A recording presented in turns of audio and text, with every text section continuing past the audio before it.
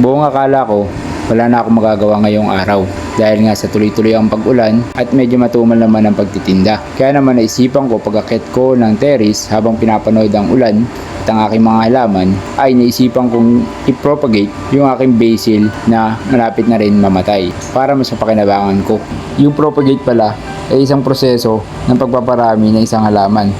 Ito yung pagkuha ng mga malulusog na sanga at ibababad siya sa tubig ng at least 2 linggo para magkaroon siya ng ugat. Saka naman siya itatransfer sa malulusog na lupa. Ngayon nga, may 2 paso ako ng aking basil na ipapropagate ko. At least napakinabangan ko na siya ng 5 buwan. Marami na rin talaga ako naani sa kanya. Kaya nga nung napansin ko na malapit na siyang mamatay, ginawa ko na tong procedure na to para mas maparami pa yung aking tanim. Hindi nakuha ko yung mga malulusog na sanga at nag-iwan ako ng mga ilang dahon para may babad siya sa tubig. At syempre, yung mga natanggal ko kanina ng mga dahon ay mapapakinabangan pa rin yan. Pwede ko siyang i-air dry o kaya naman pwede ko siya ilagay sa rep. At itong mga hindi na mapapakinabangan ay ilalagay ko naman sa aking compost bin. So wala naman talagang tapon dito sa pagpropagate ng isang halaman.